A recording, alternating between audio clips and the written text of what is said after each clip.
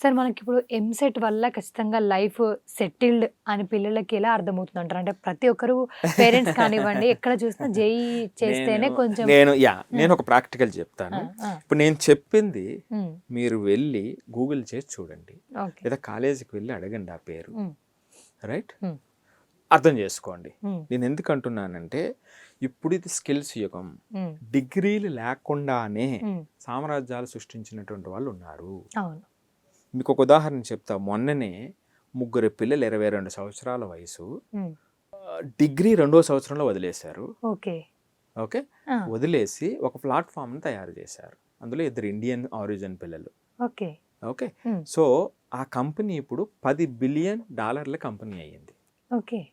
Just 22 years. హ్మ్. Facebook mark Zuckerberg record ఆయన 23 ఇయర్స్కి సాధించింది, వీళ్ళు 22 ఇయర్స్కి సాధించి అవునవును. ఆ రీసెంట్‌గా వచ్చింది రికార్డుని సార్. బద్దలు కొట్టారు వాళ్ళు. ఓకే. ఓకే. వాళ్ళు కాలేజ్ మధ్యలో ఆపేశారు. ఒక స్కాలర్షిప్ వచ్చింది, ఓకే ఇది సరిపోద్ది మనకి గెట్ ఆన్ అవటానికని వాళ్ళ తెలివితేటలను ఉపయోగించి ఆ! ఒక హెచ్ఆర్ ప్లాట్ఫామ్ క్రియేట్ చేశారు. ఓకే. సో MERCOR అంటారు, ఎవరైనా గూగుల్ చేయొచ్చు, ఓకే. రైట్? సో అది ఆ ప్లాట్ఫామ్ పేరు అనమాట అండి. ఓకే. సో అది అలాంటి ప్రపంచంలో మనం ఉన్నాం. అవును. సో జేఈకి వచ్చి అక్కడ ఆగిపోయిన వాళ్ళు, ఎన్ఐటీకి ఐఐటీకి వెళ్ళి అక్కడ ఆగిపోయిన వాళ్ళు చాలా మంది ఉన్నారు, జాబ్ రాని వాళ్ళు ఉన్నారు. హ్మ్. ఇక్కడ ఈ ప్రైవేటు ఇంజనీరింగ్ కాలేజ్లో జాయిన్ అయ్యి హ్మ్. టాప్ రేటెడ్గా జాయిన్ అయినటువంటి వాళ్ళు ఎగ్జాంపుల్స్ ఉన్నాయి. ఓకే.